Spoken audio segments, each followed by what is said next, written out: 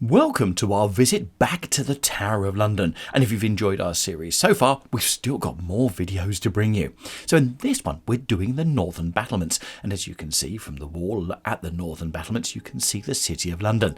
Now if you saw our previous one, which is on the Southern Battlements, you'll see that gives you the view of the Thames. There you go, that helps you to sort of orientate yourself. And in this one we're looking at 3 different places along the battlement walls, including one which was a zoo.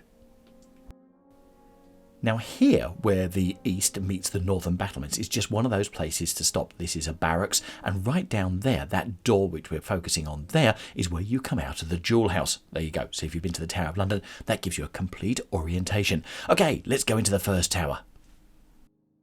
So this is called Brick Tower, and when you come in and you just pop down these stairs and come out, can you see those paw prints on the floor? There's a reason for that.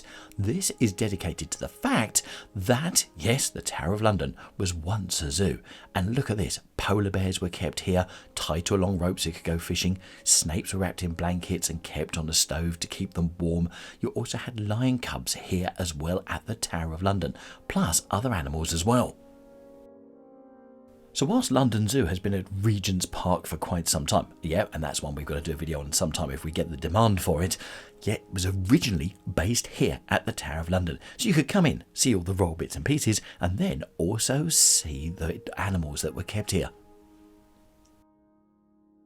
And can you imagine if you were an artist drawing lions in real life? I wonder how shaky your hand would be as you're doing the painting. And there you go, New London Zoo. The animals left here in 1832 and headed that way. And here are some of the recreations of posters that they had.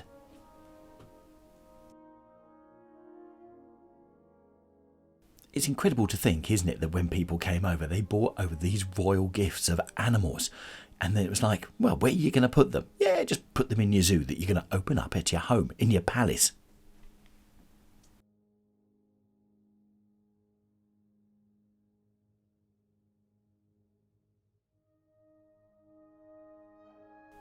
So once you've marvelled at this, it's back outside, and we're going to walk along the wall in a second, and our next tower is a Bowyer Tower.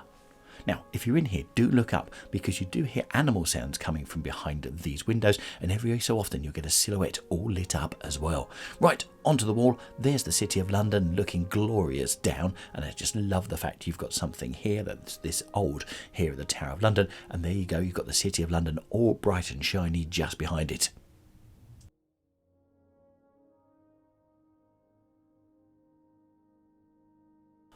So as we approach the tower, this gives you a clue of what's inside. Yes, the Duke of Wellington was the Constable of the Tower of London between 1826 and 1852. And I must admit, I do love just looking up and seeing those lights hanging over and just looking at the amazing brickwork. But anyway, in here, it just gives you an idea of what it was like as a fortress here at the Tower of London.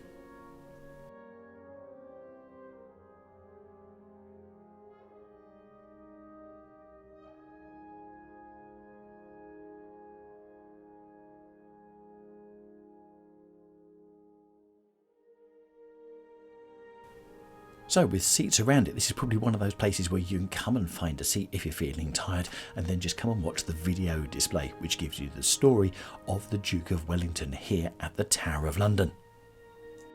Now the Bowyer Tower that we've just been in originally was a location for checking and finishing of small arms parts after the original workshops on the wharf were closed down, but fire broke out here in 1841, setting the whole of the tower's grand storehouse, where the Waterloo Barracks is now, so that's that building just behind us, alight and threatening the whole fortress.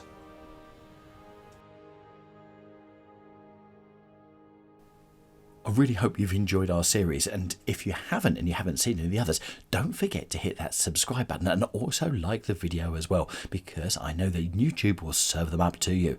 Also, I've put a link up in the top right hand corner to our playlist, which is all about the different places where we go extensively into them here at the Tower of London, which makes a great series to sit back and watch.